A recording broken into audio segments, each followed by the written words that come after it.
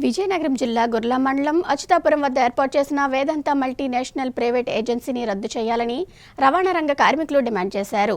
తమ సమస్యల పరిష్కారం కోరుతూ సిఐటియు ఆధ్వర్యంలో విజయనగరం జిల్లా కలెక్టరేట్ వద్ద సోమవారం నిరసన కార్యక్రమం చేపట్టారు. రవాణా రంగ కార్మికులకు సంక్షేమ బోర్డు ఏర్పాటు చేయాలని, పోలీసుల వేధింపులు ఆపాలని, నల్ల చట్టాలను రద్దు చేయాలని డిమాండ్ చేశారు. దీనిపై మరిన్ని వివరాలు మా ప్రతినిధి రమణయ్య అందిస్తారు. సిఐటియు ఆధ్వర్యంలో అఖిల భారత మోటారు రంగ కార్మికులు ఇక్కడ కలెక్టరేట్ గేట్ వద్ద విజయనగరంలో ధర్నా చేస్తున్నారు. వారు ఎందుకు ఈ ధర్నా చేస్తున్నారో, వాళ్ళ సమస్యలు ఏంటో, వాళ్ళు రోడ్డు ఎక్కాల్సిన పరిస్థితి ఎందుకు వచ్చిందో అడిగి మొత్తం వివరాలు తెలుసుకుందాం. ఇప్పుడు ఎందుకు ఈ ధర్నా ఎందుకు చేస్తున్నారు? ఈరోజు రాష్ట్ర ప్రభుత్వం ఆటో కార్మికుల మీద పెద్ద ఎత్తున దాడి చేస్తుంది. కేంద్ర ప్రభుత్వం కూడా దాడి చేస్తుంది. ఈరోజు రోడ్డు మీద ఎక్కితే కానీ దొక్కాలని పరిస్థితుల్లో ఈరోజు రవాణా కార్మికులు, ఆటో కార్మికులు ఉన్నారు. ఈరోజు ఇప్పటి వరకు బ్రేక్ అవ్వాలన్నా, పొల్యూషన్ అవ్వాలన్నా, రిజిస్ట్రేషన్ అవ్వాలన్నా ఆర్టీఓ ఆఫీస్ కేంద్రంగా జరిగేవి. ఇప్పుడు రాష్ట్ర ప్రభుత్వం బాధ్యత కాదని చెప్పేసి వేదాంత మల్టీనేషనల్ కంపెనీకి అప్పచెప్పింది. ఇది గొర్రెలు దాటిన తర్వాత అచ్యుతాపురంలో ఏర్పాటు చేశారు. ఇప్పటి వరకు బ్రేక్కి 800 రూపాయలు అయితే సరిపోయేది. కానీ ఈరోజు ప్రైవేట్ సంస్థ అప్పచెప్పడం వలన 3000 రూపాయల నుంచి 4000 రూపాయలు ఈరోజు ఖర్చు అవుతూ ఉంది. ఒక రోజు అవ్వచ్చు, 2 రోజులు అవ్వచ్చు, 3 రోజులు అవ్వచ్చు. బండి ఇచ్చిన తర్వాత డ్రైవర్ సంబంధం లేదు. ఈరోజు ప్రైవేట్ సంస్థలు ఈరోజు జలగల్లాగా ఈరోజు డ్రైవర్లని దోచుకుంటున్నాయి. కాబట్టి వెంటనే దీన్ని రద్దు చేసి పాత పద్ధతిలో రాష్ట్ర ప్రభుత్వమే బాధ్యత పడాలని చెప్పేసి ప్రధానమంత్రి డిమాండ్కి ఈరోజు ఆందోళన చేస్తున్నాం. దీంతో పాటు ఈరోజు బండి ఎక్కడ ఆపినా సరే పోలీసులు ఫోటోలు తీసి విపరీతమైన ఫైన్లు వేస్తూ ఉన్నారు. పోలీసు వేధింపులు పెరిగాయి. కాబట్టి ఈ చలాలను రద్దు చేసి కార్మికులు ఆదుకోవాలని చెప్పేసి మేము డిమాండ్ చేస్తూ ఉన్నాం.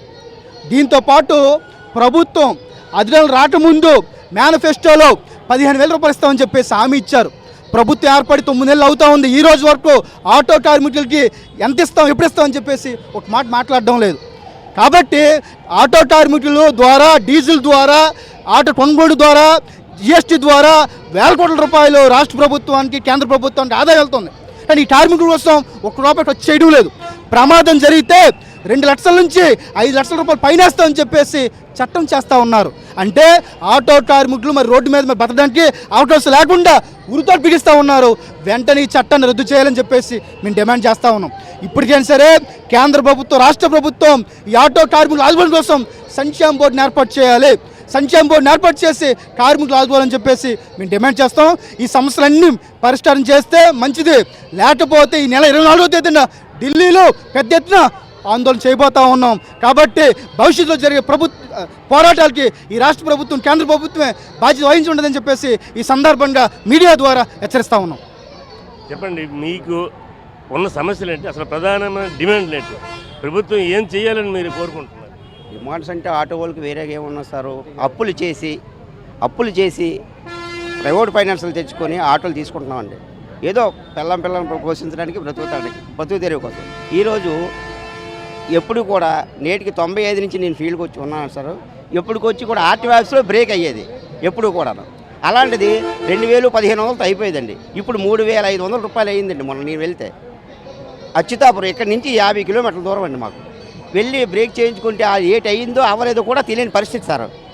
వాళ్ళు ఏదో డ్రైవర్కి అప్పచెప్పాడు, మనం ఆ వేదాంతి కంపెనీకి ఇచ్చేసి సొల్యూషన్ అట అదిని ఇచ్చడం, బయటికి తెచ్చినంత వరకు తెలియదు. ఏటి అయిందంటే కూడా చెప్పట్లేదు.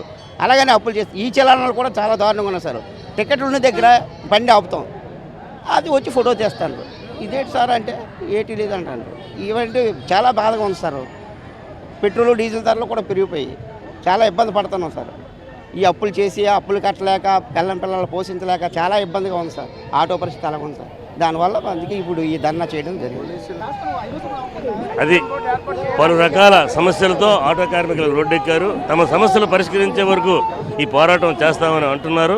కెమెరామెన్ ఆదినారాయణతో రమణయ్య, మైత్రి మీడియా, విజయనగరం.